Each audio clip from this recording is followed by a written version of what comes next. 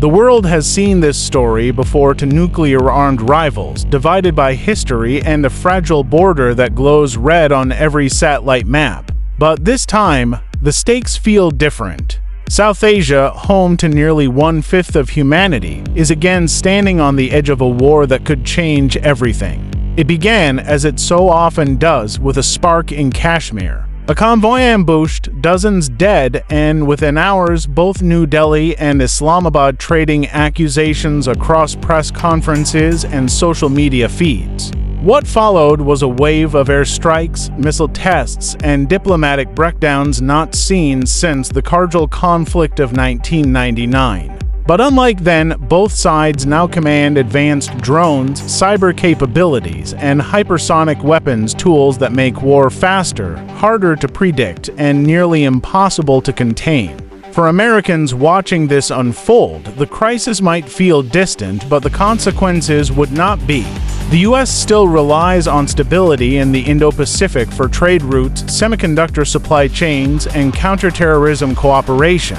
A full-scale India-Pakistan war would ripple through global markets, energy prices, and international security in ways unseen since the Cold War. Washington's policymakers know this, and they're worried.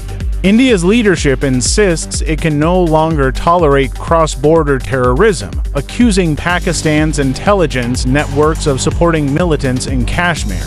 Pakistan's government, facing political turmoil and an economic freefall, says it's ready to defend its sovereignty at any cost. The rhetoric is harsher. The armies are larger, and both nations have publicly rehearsed limited nuclear-use doctrines, the idea that atomic weapons could be deployed tactically, not just strategically.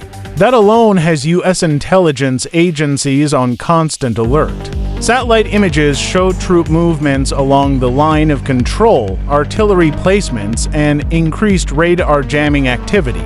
Pakistan has announced the creation of a new rocket force, and India has deployed its Rafale jets to forward bases near the border.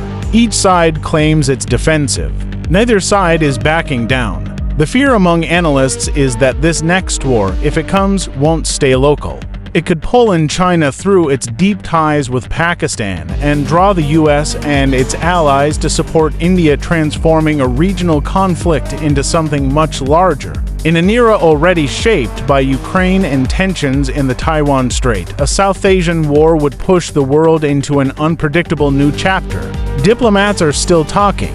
The ceasefire lines are still technically holding.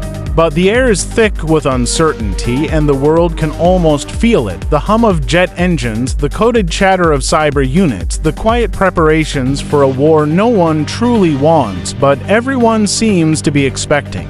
Because this time, if India and Pakistan go to war, it won't just be another border conflict. It could be the conflict that tests the world's ability to survive itself.